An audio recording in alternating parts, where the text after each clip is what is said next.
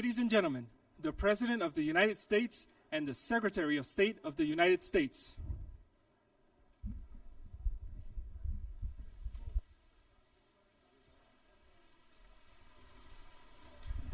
Well, thank you very much. I want to begin by thanking the Prime Minister and President of Vietnam. We're in Hanoi. It's an incredible city, and what's happened over the last 25 years has been incredible for the people of Vietnam, the job they've done, economic development, really something special. So I want to thank all of the people of Vietnam for having treated us so well.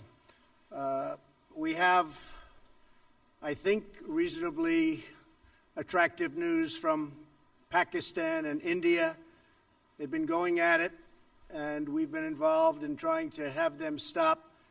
And we have some reasonably decent news. I think hopefully that's going to be coming to an end. It's been going on for a long time, decades and decades. There's a lot of dislike, unfortunately.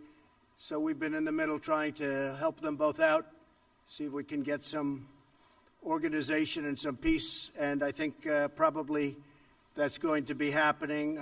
We have Venezuela, as you know, has been very much in the news, and we're sending supplies. Supplies are getting through a little bit more. It's not easy. It's hard to believe somebody would say, let's not do it. What difference would that make, except it's great for his people to let it get through? But we're sending a lot of supplies down to Venezuela. People are starving to death. And you would really think that the man in charge currently would let those supplies get through. We are getting them into some of the cities and some of the areas that need them the most, and it's not an easy job. It's very difficult, actually. On North Korea, we just left Chairman Kim. We had a really, I think, a very productive time. We thought, and I thought, and Secretary Pompeo felt that it wasn't a good thing to be signing anything. I'm going to let Mike speak about it. But we literally just left. We spent pretty much all day with Kim Jong Un, who is, he's quite a guy and quite a character, and I think our relationship is very strong. But at this time, we had some options, and at this time we decided not to do any of the options, and we'll see where that goes. But it was a very interesting 2 days, and I think actually it was a very productive 2 days, but sometimes you have to walk. And this was just one of those times, and I'll let Mike speak to that for a couple of minutes, please. Thank you, Mr. President. We had been working, our teams, the team that I brought to bear, as well as the North Koreans, for weeks to try and develop a path forward. So at the summit, we could make a big step along the way towards what the two leaders had agreed to back in Singapore in June of last year. We made real progress, and indeed we made even more progress when the two leaders met over the last 36 hours.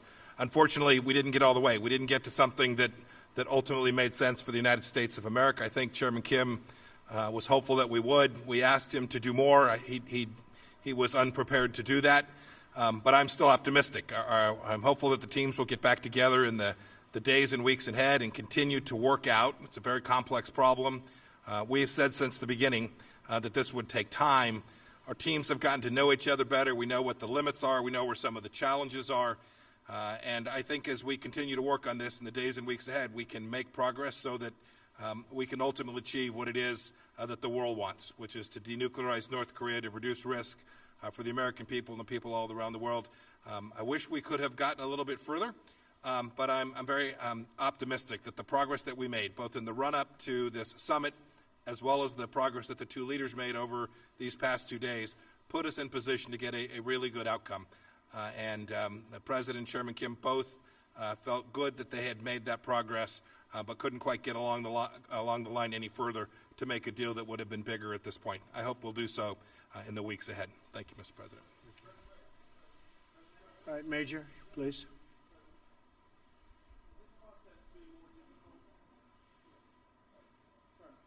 Has this process been more difficult than you thought? And was the North Korean demand for lifting of some sanctions the real sticking point here, in that you did not want to do that and they did?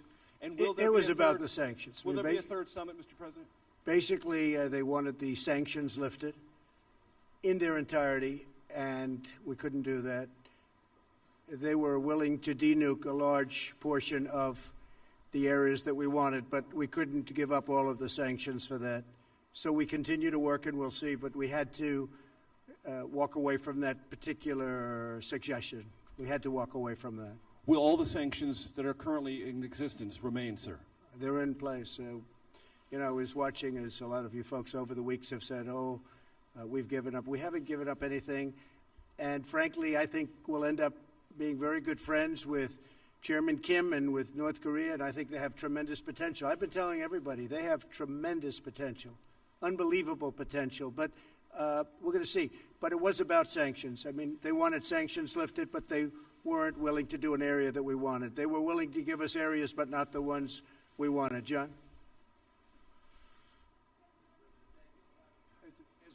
As we know, I mean, there's an incredibly complex set of issues that are at play here in terms of lifting the sanctions and what denuclearization is. Right. Did you get any distance toward sort of what Kim's vision of denuclearization Yes, is? we did. Because We there did. is a lot a line of thinking that he wants to keep some nukes. Yeah. I mean, would you allow him to do that? And if you Well, can't, I and don't, if you John, can't I get- don't want to comment. Excuse me, I don't want to comment on that exactly, but he has a certain vision, and it's not exactly our vision, but it's a lot closer than it was a year ago.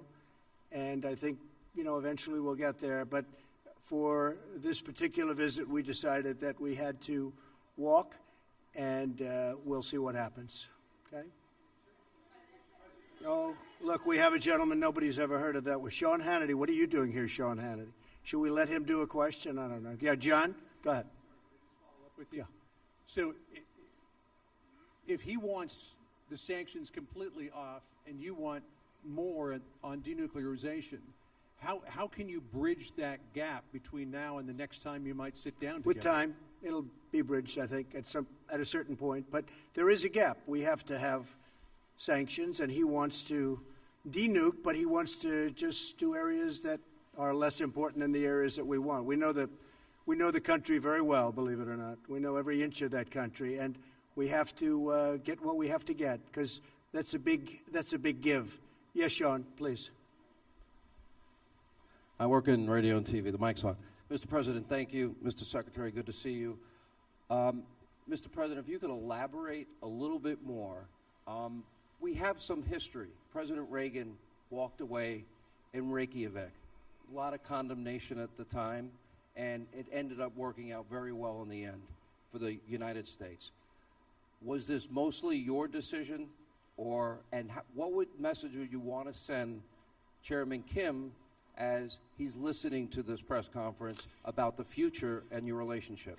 Well, Sean, I don't want to say it was my decision, because what purpose is that? I want to keep the relationship, and we will keep the relationship. We'll see what happens over the next period of time. But as you know, we got our hostages back. There's no more testing. And one of the things, importantly, that Chairman Kim promised me last night is, regardless, he's not going to do testing of rockets and nuclear. Not going to do testing. So, you know, I trust him, and I take him at his word. I hope that's true. But in the meantime, we'll be talking. Mike will be speaking with his people. He's also developed a very good relationship with the people, really the people representing North Korea. I haven't spoken to Prime Minister Abe yet. I haven't spoken to President Moon, South Korea.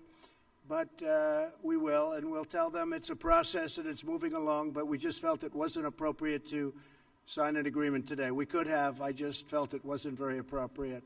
Yeah, Jonathan?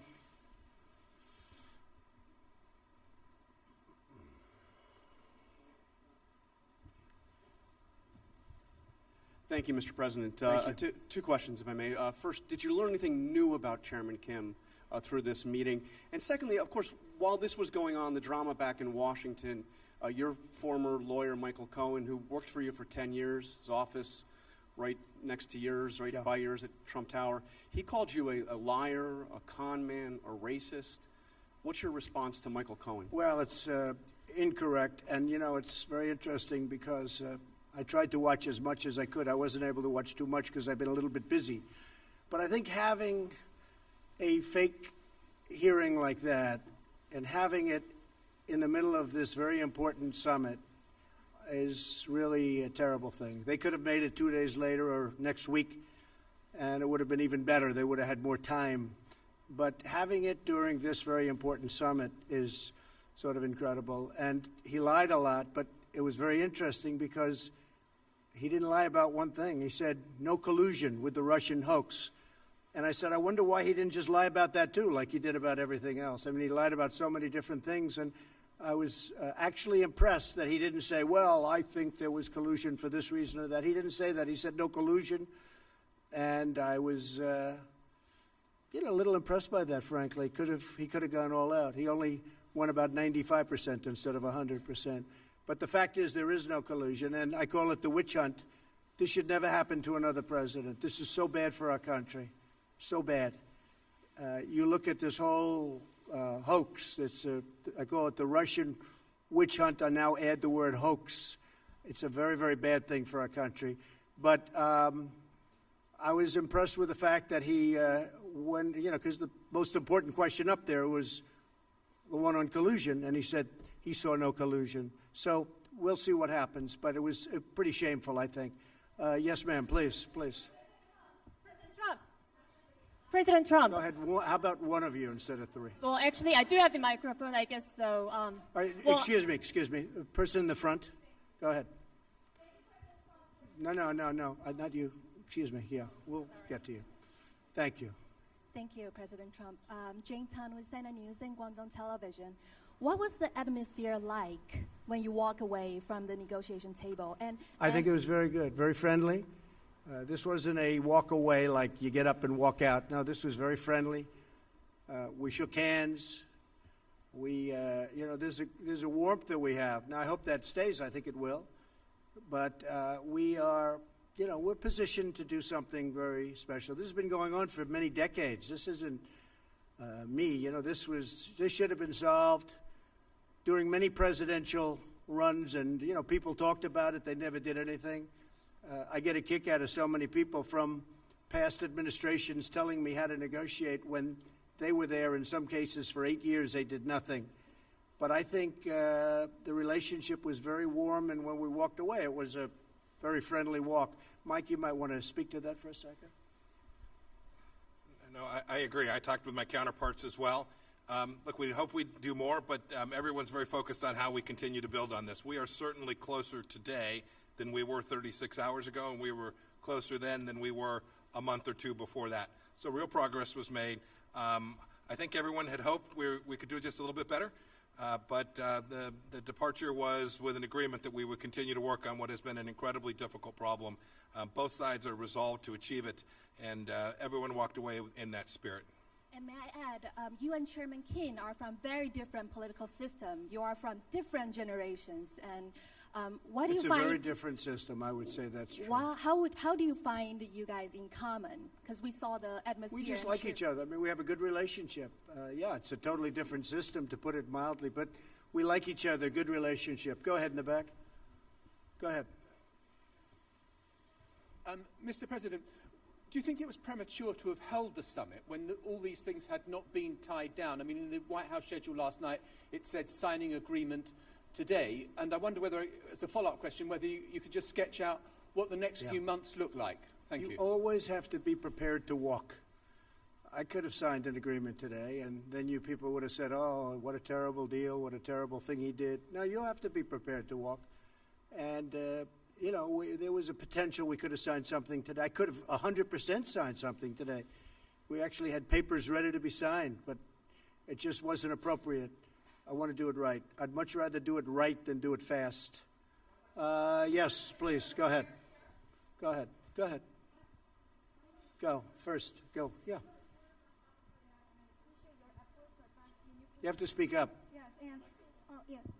I'm a reporter from South Korea, and I appreciate your effort to advance denuclearization in Korean Peninsula. And could you elaborate on the options and the various ways that you discussed with Chairman Kim to advance denuclearization? Could you specify? We discussed many ways, and the denuclearization is a very important, it's a very important word, become a very well-used word. And a lot of people don't know what it means, but to me it's pretty obvious. We have to get rid of the nukes. I think he's got a chance to have one of the most successful countries rapidly, too, on Earth. Incredible country, incredible location. You're right between, if you think of it, you have on one side Russia and China, and on the other you have South Korea. And you're surrounded by water, and among the most beautiful shorelines in the world. There's tremendous potential in North Korea, and I think he's going to lead it to a very important thing economically. I think it's going to be an absolute economic power. Yes, go ahead, please. Go ahead, yeah. President David Sanger from the New York Times. I know, David. 6 months ago when you spoke, or 8 months ago in Singapore, you said if you didn't have something in 6 months, we should come back and ask you about it. In that time, you have seen Chairman Kim increase the number of missiles he's produced and continue to produce more nuclear material. And that's been a pressure point on you because he's showing that the arsenal is getting larger while this is going on. Well, some people, David, are saying that, and some people are denying that. They have shots from above, way above, and some people are saying that, and some people aren't. But I could have taken that out today, but I think you and others would have said we didn't get enough for what we'd be giving up. So, and don't forget, we're partners with a lot of countries on this, if you think about it, with the sanctions. We have a whole big partnership with the United Nations and many countries, including Russia, China, and others. And then, of course, South Korea is very important to this whole thing, and Japan. I don't want to do something that is going to violate the trust that we've built up. We have a very strong partnership. So can you just give us a little more detail? Did you get into the question of actually dismantling the Yongbyon complex? Yes, absolutely. And does he seem willing ultimately Totally. to take all of that out? Sure, totally. He does. He just wants all the sanctions off first. He would do that, but he wants the sanctions for that. And as you know, there's plenty left after that. And I just felt it wasn't good. Mike and I spent a long time negotiating and talking about it to ourselves. And just, I felt that that particular, as you know, that facility, while very big, it wasn't enough to do what we were doing. So he was willing to do Yongbyon, but you wanted more than that, I assume? We had to have more than that, yeah. We had to have more than that. So you because there are both. other things that you haven't talked about, that you haven't written about, that we found, and we have to have. That was done a long time ago, but the people didn't know about. Including and the uranium, including yeah, the second uranium enrichment plant. Exactly. And we brought many, many points up that I think they were surprised that we knew. But we had to do more than just the one level, because if we did the one level and we gave up all of that leverage, it's been taking a long time to build. So and I want to take. He was by the not way, willing to take out that second. David, I want to take off the sanctions so badly because I want that country to grow. That country has got such potential, but they have to give up more. We could have done that deal. Mike, you want to speak to that? Only, David. There are also timing and sequencing issues that were associated with that as well, which we didn't quite get across the finish line as well. But remember, too, even that facility, even the Yongbyon facility, and all of its scope, which is important for sure, still leaves missiles, still leaves warheads and weapon systems. So there's a lot of other elements that we just couldn't get to. And the listing of all of them. Which yes, sir, and a declaration associated. All of those things we couldn't quite get there today. That's right. Go ahead. Thank you, Mr. President. Thank you. I just wanted to clarify, when you talk about what you would be willing to give up all of the sanctions for, are you still thinking that you want North Korea to give up everything to do complete, verifiable I don't want to say that before to you. you lift sanctions? Yeah, it's a good question. I don't want to say that to you because I don't want to put myself in that position from the standpoint of negotiation. But, we want a lot to be given up. And we're giving up. And we'll have to, we'll be helping them along economically, us and many other countries are going to be helping. They're going to be in there. They're prepared to help. I can tell you Japan, South Korea, I think China, so many. And speaking of China, we're very well on our way to doing something special, but we'll see. I mean, I am always prepared to walk. I'm never afraid to walk from a deal. And I would do that with China, too, if it didn't work out. Are you concerned if you're not able to reach an agreement that the testing will start again, or that while all of this time well, is he said the by, testing, continuing to develop their program? He said the testing will not start. He said that he's not going to do testing of rockets or missiles or anything having to do with nuclear. And all I can tell you is that's what he said, and we'll see. Yes, go ahead, please. Go ahead, please. In the back. Red, in the red. Thank you. Thank you, Mr. President. Yes, thank you. Jessica Stone from CGTN. I have a question about China, as you were talking about. You talk about China being willing potentially to help economically, and the fact that you've talked or will talk to Presidents Moon and Prime Minister Abe. How would you describe China's role in facilitating the engagement that's happened so far between Pyongyang and Washington? I think China's been a big help, bigger than most people know. On the border, as you know, 93% of the goods coming into North Korea come through China. So there's a great power there. At the same time, I happen to believe that North Korea is calling its own shots. They're not taking orders from anybody. He's a very strong guy, and they're able to do things that are pretty amazing. But 93% still come in from China. China has an influence, and China's been a big help. And Russia's been a big help, too. As you know, there's a pretty small part of the border, but nevertheless significant, about 28 miles, and things can happen there, too, and they've been a help. Yes, go ahead, please. Thanks, President. Jen Chen with Shenzhen Media Group of China. In your meeting with Chairman Kim this morning and yesterday, did the topic of China come up? If so, what can you share with us today? And you probably will have the end of Mar-a-Lago summit in March with Chinese President Xi Jinping. What would you like accomplished with your agenda regarding China at that time? Thank you. We did talk about China today a lot, and he's getting along with China, and so are we.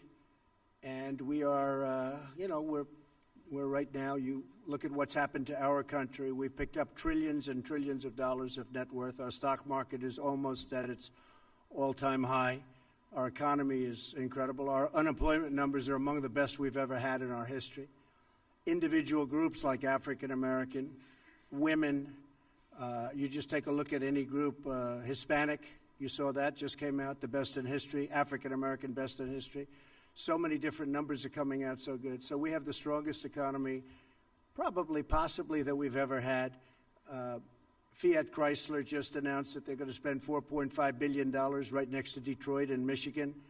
They're building a tremendous plant. It's actually an expansion of another plant. It's going to double up their jobs and even more than that. A lot of great things are happening. And with China, they're having some difficulty, as you know. But I think that a lot of the difficulty is because of the tariffs that they're having. And in addition to that, we're putting a tremendous amount of money. You saw trade deficits went down last month. Everyone was trying to find out why. Well, we're taking in a lot of tariff money, and it's going right to the bottom line, and it has reduced the trade deficit. So we'll see what happens with China. I think we have a very good chance. Their numbers are down, but I don't want that. I want their numbers. I want them to do great. But we've been losing anywhere from $300 to $500 billion a year with China for many, many years. And again, like other things, many presidents should have done this before me, and nobody did. So we're doing it. Go ahead, please. Me? Right here, this gentleman. Chad O'Carroll from NK News, Specialist North Korea News. Good. What's your message for President Moon, who has effectively reached the glass ceiling as far as inter-Korean cooperation is concerned due to sanctions? And what's next for U.S. ROK military drills? Well, I like President Moon very much. We have a great relationship. Believe it or not, I have a great relationship with almost every leader. A lot of people find that hard to understand, but I do. But some take advantage of our country like you wouldn't believe. And when they know I know it, which I know in every case, maybe it sort of freezes them up a little bit. But we do. We have a lot of good relationships. We'll be calling President Moon very soon as I get by the phone on the plane. And he'll be one of the first calls. I'll be calling Prime Minister Abe of Japan, telling him about where we are and what we're doing. But I'll be making those calls. No, he's working very hard. President Moon is working very hard. He'd love to see a deal. And he's been very helpful. Okay? Thank you. Go ahead, please. Thank you, Mr. President. I'm Yang Sheng, reporter from Global Times, China. I would like to ask you that what are you expecting China to do in the next step to mediate your relationship with North Korea? Thank you. To use China? Yeah, from China. Well, we do. I mean, China's been very helpful. President Xi is a great leader.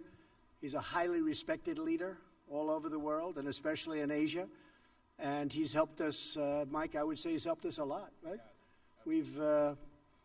I actually called him just recently to say, hey, you know, whatever you can do on this. But he has been very helpful at the border, and he's been very, very helpful with, I think, North Korea generally. Could he be a little more helpful? Probably. But he's been excellent. Go ahead, please. No, yeah, please. Sorry. Maybe Allie next. That's okay. Your friends. Thanks, Mr. President. Did you commit with Chairman Kim to a next summit during your term? No. Okay. We'll see if it happens. It happens. I have not committed. They are at this point, some would say, a nuclear power. Do you accept North Korea as a nuclear armed state, at least for the time being? And are you thinking about reimposing the military exercises with South Korea, or will you keep in a freeze? Well, you know, the military exercises, I gave that up quite a while ago because it costs us $100 million every time we do it. We fly these massive bombers in from Guam, and when I first started, a certain general said, oh, yes, sir, we fly them in from Guam. It's right next door. Well, right next door is 7 hours away. And then they come and they drop millions of dollars of bombs, and then they go back. But we would spend, we spent hundreds of millions of dollars of those exercises, and I hated to see it. I thought it was unfair.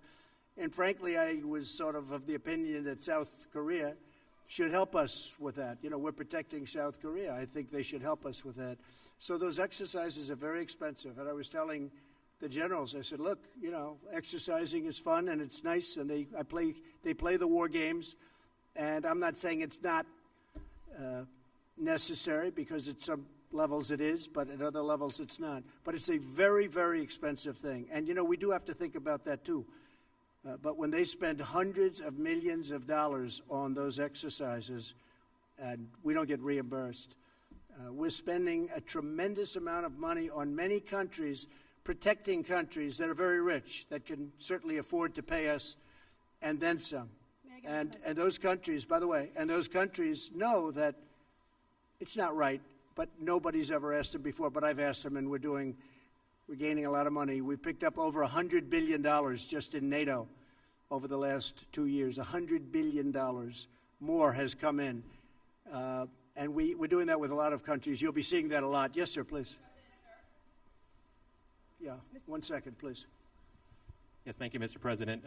You have a personal relationship, and I believe Vice President Pence does, with the family of Otto Warmbier. I'm wondering, you've talked about this week about Kim Jong Un being my friend. You called him on Twitter. You said you have a great relationship. Have you in Singapore or here confronted Kim Jong Un about Otto Warmbier's death? I have. Asked him to take responsibility. And what did he say to you? And why do you call him your friend? I have, and I have talked about it. And I really don't think it was in his interest at all. I know the Warmbier family very well. I think they're an incredible family. What happened is horrible. I really believe something very bad happened to him, and I don't think that the top leadership knew about it. And when they had to send him home, by the way, I got the prisoners back, I got the hostages back, and Otto was one of the hostages, but Otto came back in shape that was not even to be talked about. I thought it was horrible. Now, the others came back extremely healthy, but Otto came back in a condition that was just terrible. And I did speak about it, and I don't believe that he would have allowed that to happen. It just wasn't to his advantage to allow that to happen. Those prisons are rough. They're rough places, and bad things happened. But I really don't believe that he was, I don't believe he knew about it. Did he tell you that he did not, did Kim Jong Un tell you? He felt badly about it. I did speak to him. He felt very badly. He knew the case very well, but he knew it later. And, you know, you got a lot of people, a big country, a lot of people. And in those prisons and those camps, you have a lot of people. And some really bad things happened to Otto. some really, really bad things. Why are you willing But to he call tells me that he didn't know about it, and I will take him at his word. and- Yes, ma'am. Go ahead, please. Please go ahead in the back. No, in the back, behind you. Thank you. Mr. President, Schwarzman Valentino, Sputnik News Agency. Have you discussed the issue of possible inspections to North Korea nuclear sites during your negotiations? You're going to have to speak a little louder. And Where are you from? Russia, Sputnik News Agency. Okay. Have you discussed the issue of possible inspections to North Korea's nuclear sites during your talks with the chairman? Why don't you answer that, Mike? No? I can't. Good. Inspections I was worried nuclear about sites. International inspections, yes. Inspections on North Korea? Yeah, inspections we'd be able, to the yeah. nuclear We'd be able sites. to do that very easily. We have that set up, so we would be able to do that very easily. The inspections on North Korea will take place, and if we do something with them, we have a schedule set up that is very good. We know things that, as David was asking about certain places and certain sites, there are sites that people don't know about that we know about. We would be able to do inspections, we think, very, very successfully. Yes, ma'am, please, please. Yes, go ahead, please. Yes.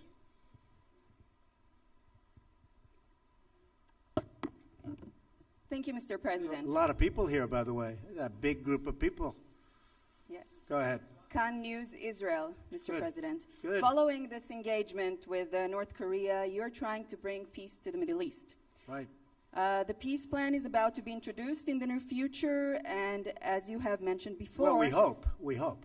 We're working hard on the peace plan, and we hope it will be. I believe you do, but as you mentioned before, it will require Israel to make compromises to the Palestinians. As far as you know, is Prime Minister Netanyahu willing to make these compromises, which are very much needed? And a second question, Mr. Netanyahu is about to be indicted today with corruption allegations. Do you wish to tell him something on this occasion? Well, I just think he's been a great prime minister, and I don't know about his difficulty, but you're telling me something that, people have been hearing about, but I don't know about that. I can say this, that he's done a great job as prime minister. He's tough, he's smart, he's strong. He is very defensive. His military has been built up a lot. They buy a lot of equipment from the United States, and they pay for it. Of course, we give them tremendous, as you know, subsidy also. $4 billion is a lot each year. But they've been very, very good. They've been incredible, actually, in many ways. But there is a chance for peace between Israel and the Palestinians. And, it's interesting. All my life, I've heard that the toughest of all deals, when they talk about tough deals, we all like deals, but the toughest of all deals would be peace between Israel and the Palestinians. They say it's like the impossible deal. I'd love to be able to produce it. We'll see what happens. We were paying the Palestinians a lot of money, and I ended that about 2 years ago because they weren't saying the right things. And I said, why would we pay somebody that's not saying nice things about us and not really wanting to go to the peace table? And they've been much better, and we'll see what happens. But I think we have actually a good shot at peace between Israel and the Palestinians. Yeah, go ahead, please, sir. Mr. President, I'm from China. My question is, do you still believe it is possible that the North Korea and U.S. relation could be like the U.S. and the Vietnam relation in the future? You have to go again? Do you still believe that it is possible the relation between U.S. and North Korea in the future could be like the relation between U.S. and Vietnam? Yeah, I think we're going to have, we have very, very good relations. And by the way, speaking of, you mentioned Japan, we have a lot of good things happening with Japan. We have trade talks started. For years, Japan has been sending millions and millions of cars in, and as you know, it's not been a very fair situation for the United States. We're starting trade talks with Japan. They actually started about 3 months ago, and I think we'll have a very good deal for the United States. But that's been a very unfair situation. Prime Minister Abe understands that, and that's fine. Yes, sir, please, back there. Thank you, Mr. President. I'm Ching Yichang with Shanghai Media Group. Do you think the next meeting could be soon or might take some time? Well, I can't tell you. I mean, it might be soon. It might not be for a long time. I can't tell you. I would hope it would be soon, but it may not be for a long time. I could have done a deal today, but it would have been a deal that wouldn't have been a deal that would have been something that I wouldn't have been happy about. Mike would not have been happy about. We had some pretty big options, but we just felt it wasn't appropriate, and we really want to do it right. Yes, in the back. Yes, ma'am, please. Debbie Edward, ITV News. At which point did it become clear to you that you wouldn't be getting a deal here in Hanoi? The language from yourself and Kim Jong Un was very positive last night and even this morning, and therefore was it a mistake to come No, I think here? the language was good all throughout. The language has been good even now, but I don't go by language because we had probably the toughest language in the history of diplomacy, if you call it diplomacy, at the beginning, and yet we became very friendly. I don't believe there was any tougher language ever than that. But again, this was something that should have been handled by other presidents long before me, and long before they had the kind of power that they have. But it wasn't. It should have been done by many. I'm not just blaming the Obama administration, which, by the way, it did nothing, absolutely nothing on North Korea. It allowed things that happened and to happen that were very inappropriate. But I'm not blaming the Obama administration. I'm blaming many administrations. Something should have happened. But I don't think the rhetoric's been bad at all. Initially, it was horrible, but now it's been very good. All right, one more. How about you? Go ahead, please. Please, go ahead. Go ahead. South Korea. Chong-an came from South Korea. Good. Channel 8, Dongaevo, South Korean media outlet here. I'd like to ask you, you said that we do not particularly know when North Korean leader will be willing to come to the table and take the actions that's been required. If that's the case, would the U.S. be willing to strengthen the sanctions and perhaps put the pressure on North Korea to move forward? I don't want to comment on that. I can just tell you this, that we have very strong sanctions. I don't want to talk about increasing sanctions. They're strong. They have a lot of great people in North Korea that have to live also, and that's important to me. And I would say this, my whole attitude changed a lot because I got to know, as you know, Chairman Kim very well, and they have a point of view also. So I don't want to really talk about that. I just think that hopefully for the sake of South Korea, for the sake of Japan, and frankly for the sake of China, I was talking to President Xi, who really is a man that gets the respect of a lot of people. I say you can't love having a nuclear state right next to China. And he doesn't. He really doesn't. He would like to see that problem solved, too. So that's it. Well, ladies and gentlemen, I'm about to get on a plane and fly back to a wonderful place called Washington, D.C. So thank you very much. Thank you. Thank you, fellas. Thank you very much.